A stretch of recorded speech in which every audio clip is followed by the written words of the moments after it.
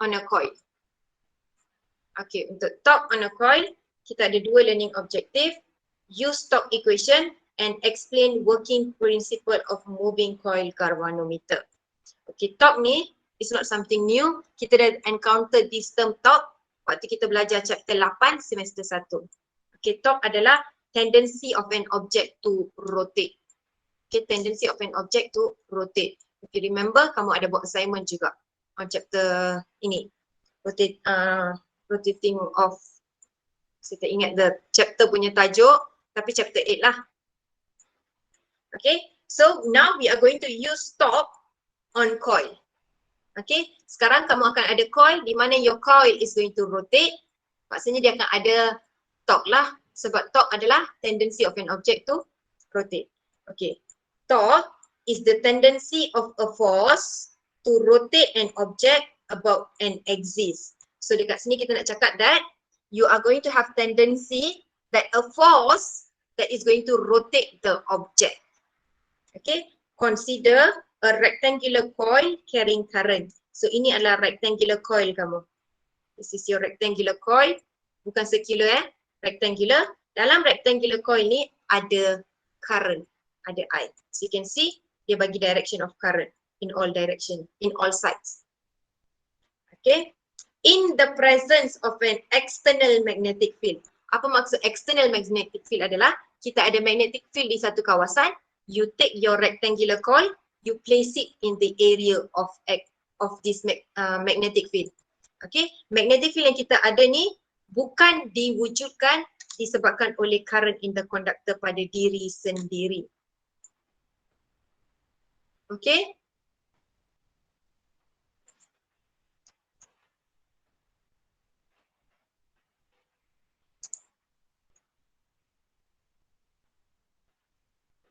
Okay, I repeat myself.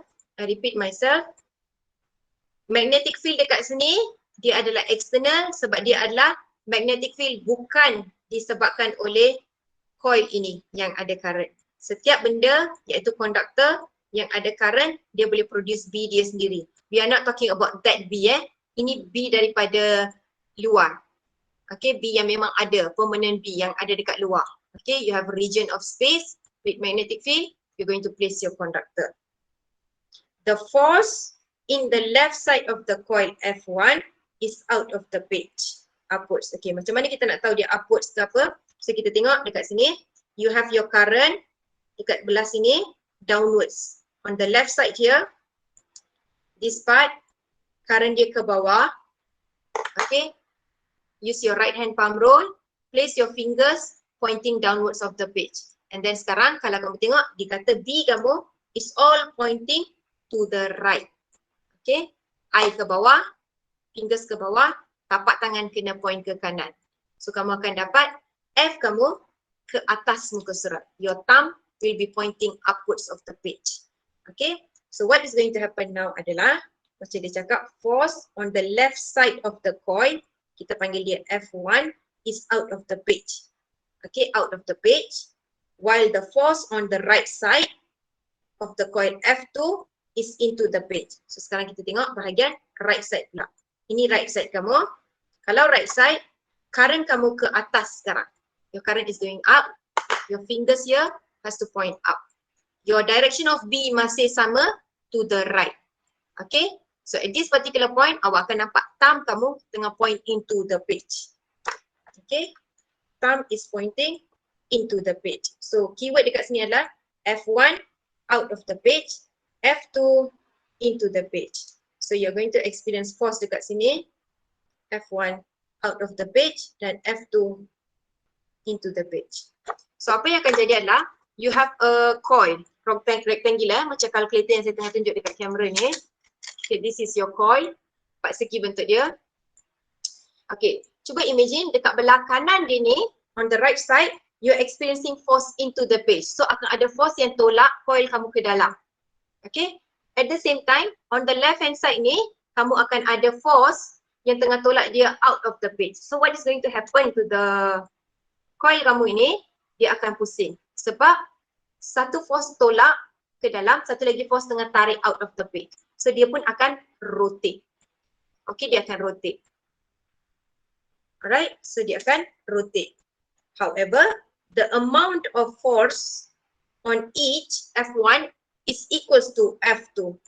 Okay, so the total force dekat sini adalah 0.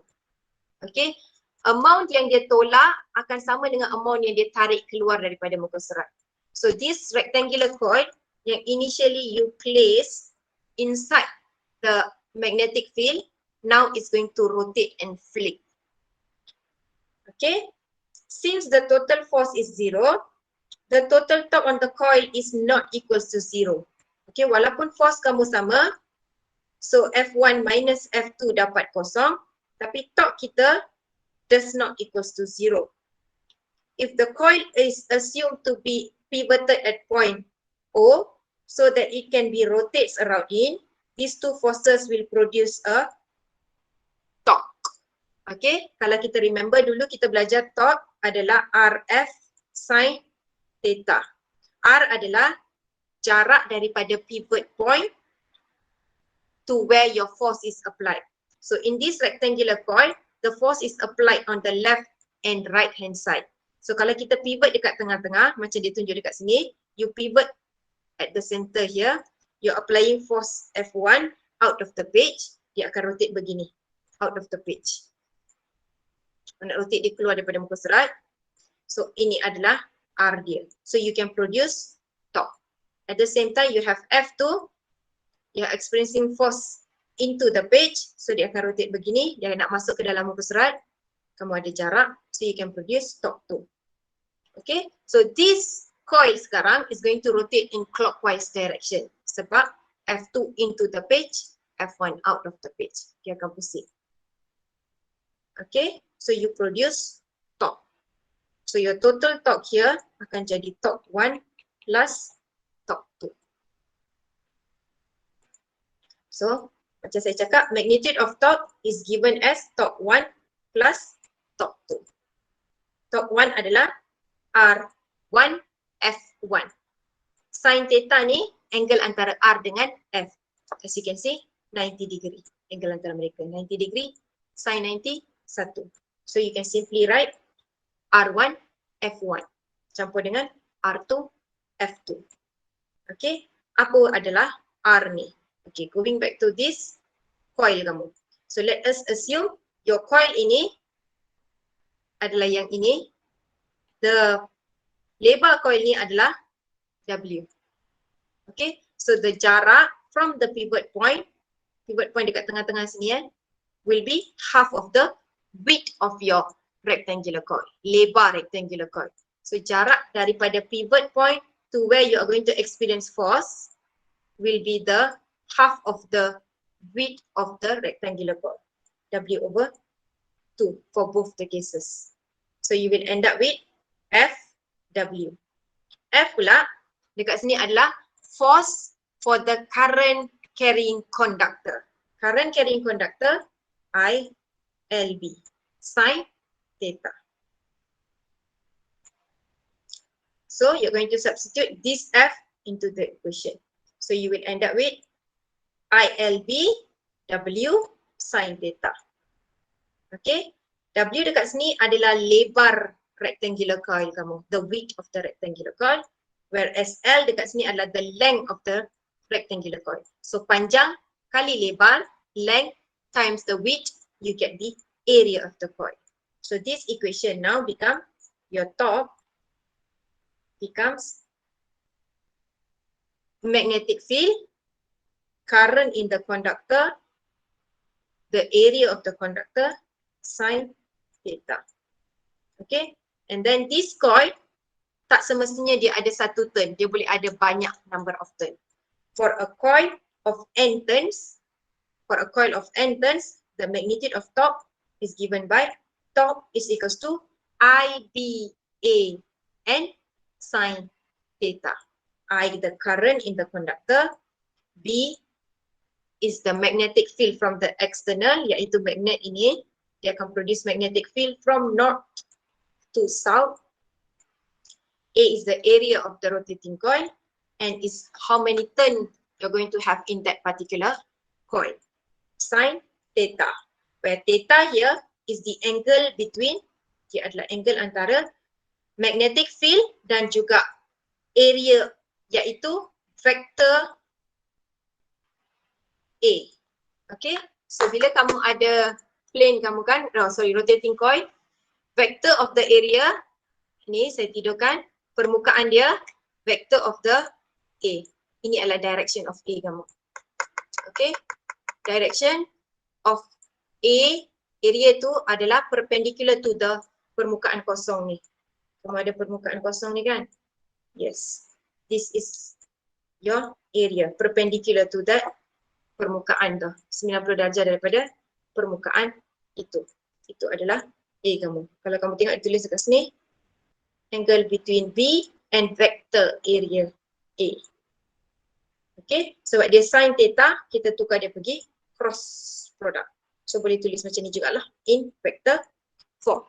Are we all good here?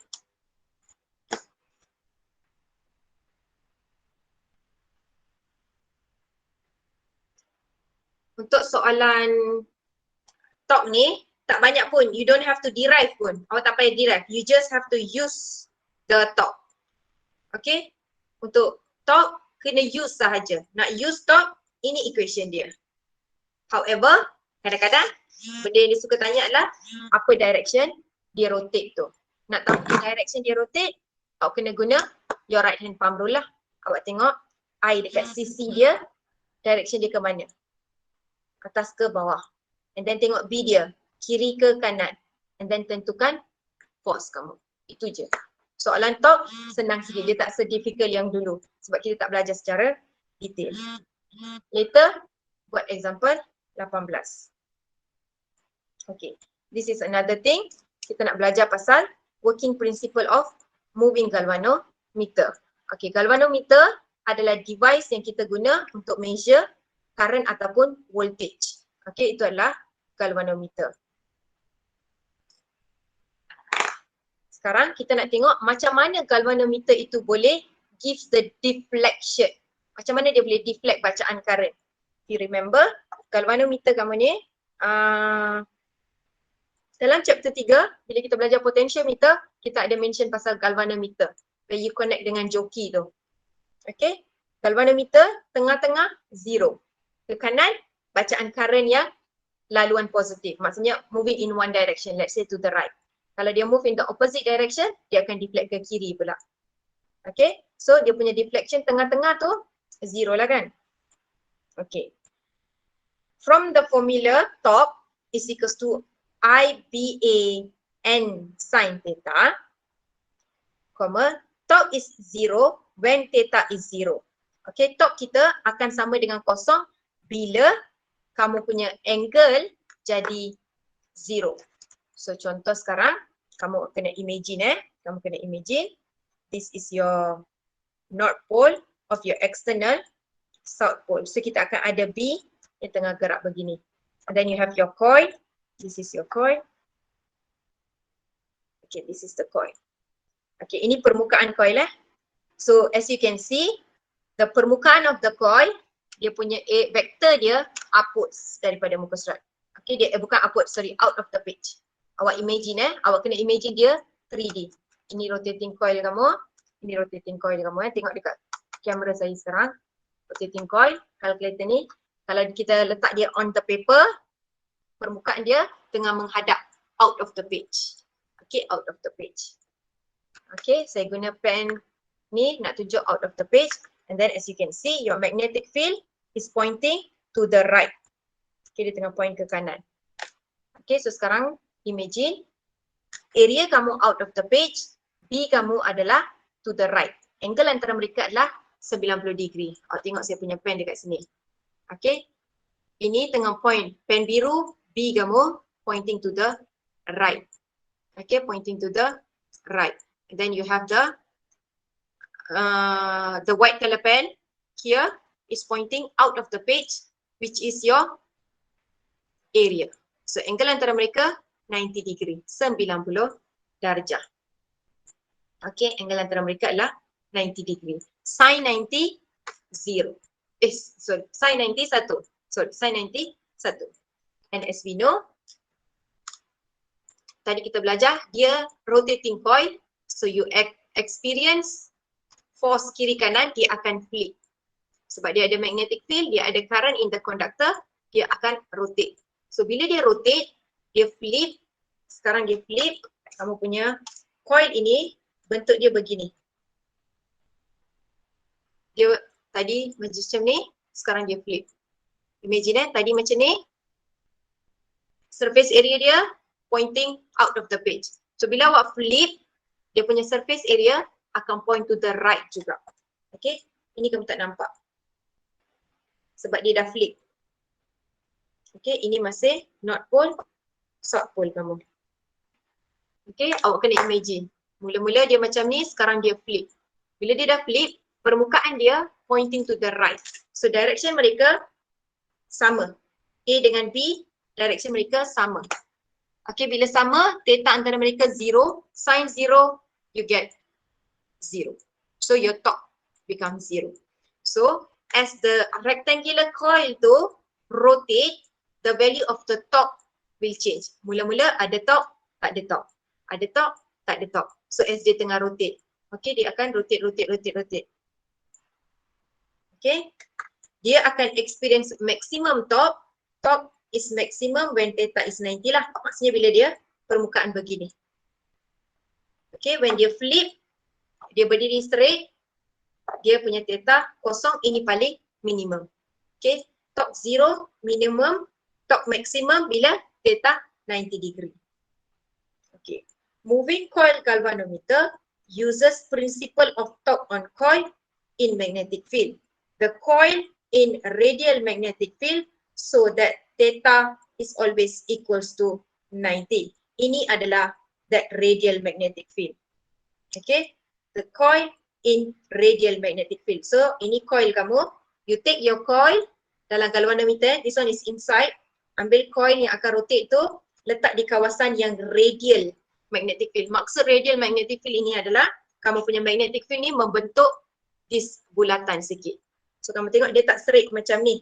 Yang ni north pole dia, magnet kamu straight sahaja. So kamu akan dapat B yang lurus. Sekarang B kamu tak lurus. B kamu tengah buat radial. Okay, dia tengah buat radial. Ini maksud radial field. Okay, it consists of coil of wire suspended in the magnetic field of the permanent magnet. Okay, magnetic field yang kita experience ni, radial field ini come from a permanent magnet. The coil is a rectangular and consists of many turns of fine wire.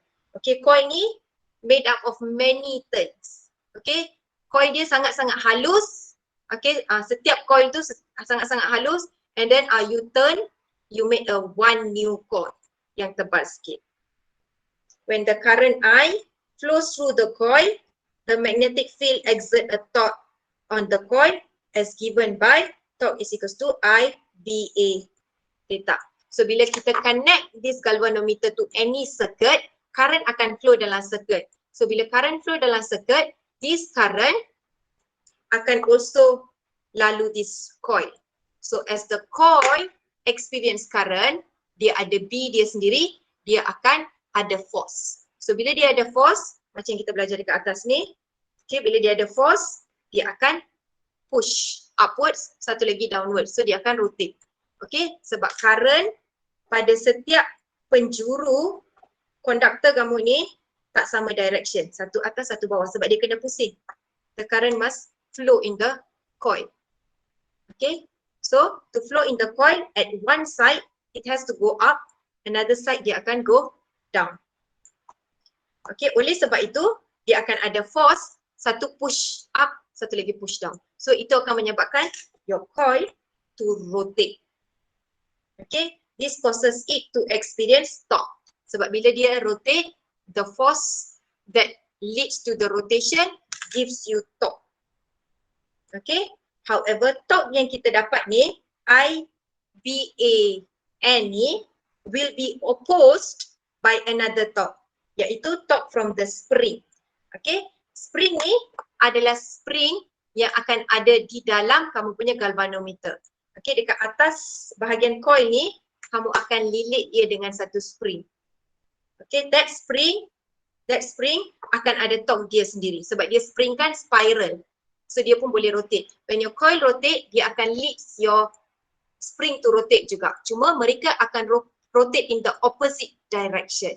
So contoh kalau kamu punya coil is rotating in the clockwise direction, your spring here will rotate in the anti-clockwise direction. They are rotating in the opposite direction. So bila dia rotate in the opposite direction, they tend to oppose each other.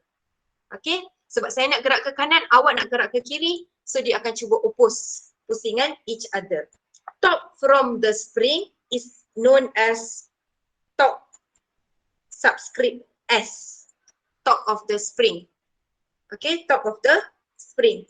This torque of the spring is equals to K theta, di mana K ni adalah constant. Kita panggil dia torsional constant.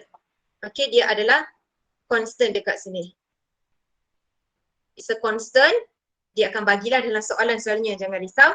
And then theta dekat sini adalah how much angle your spring is going to rotate. Okay.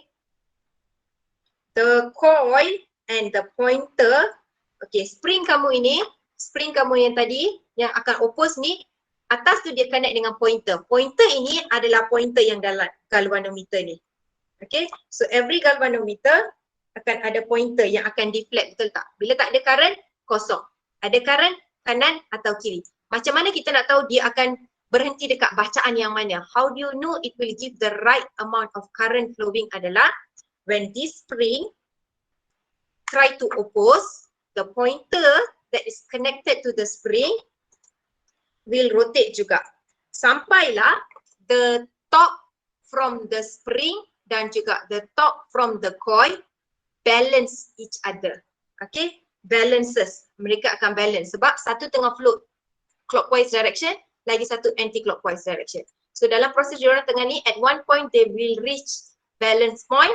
Dekat situlah kamu punya pointer ini akan berhenti and gives you the value of the current. Okay, sebab kalau tidak, sepatutnya your rotating coil is rotating. I mean your rectangular coil ni, dia tengah rotate. So bila dia tengah rotate, your needle akan rotate juga. Sebab apa? Sebab current tengah pusing-pusingkan, so dia akan rotate. Dia tak boleh bagi one exact value. So for that, you must have another torque from the spring where you connect the spring to the pointer. So as your coil start to rotate, spring yang kita attach dengan coil ini akan rotate juga dan produce torque from the spring. Okay, spring ini connected to the pointer. So as your rectangular coil rotate, your spring ini akan rotate. At one particular point, they reach balance point, they will stop rotating and then dia akan bagi that direction of current itu. Bukan direction, sorry, the value of current. So pointer kamu akan berhenti dan bagi satu bacaan current lah. That is how your galvanometer read. So to know what is the value of the current, nak tahu nilai current itu, your torque from the coil dengan torque from the spring has to balance. Maksudnya samalah, kita samakan dua-dua, you rearrange, you will get your I is equals to K theta over B A N dekat sini. Okay, sorry, ini theta Ini adalah theta, tolong betulkan. From the equation above, we know that torque is directly proportional to theta sebab torque adalah IBAN sin theta. So torque directly proportional to theta. Okay, therefore I pun directly proportional to the theta. Sebab kita dapat I is equals to K theta over BA and you equate and then you rearrange sahaja. The working principle of moving coil galvanometer is also used in voltmeter, ammeter, ohmmeter, millimeter. Maksudnya setiap device yang kamu guna dalam electrical circuit yang bagi bacaan such as current values, voltage value, semua ini menggunakan konsep yang sama untuk gives you that deflection, to give you that particular value of current ataupun voltage. Konsep dia sama sahaja dekat sini.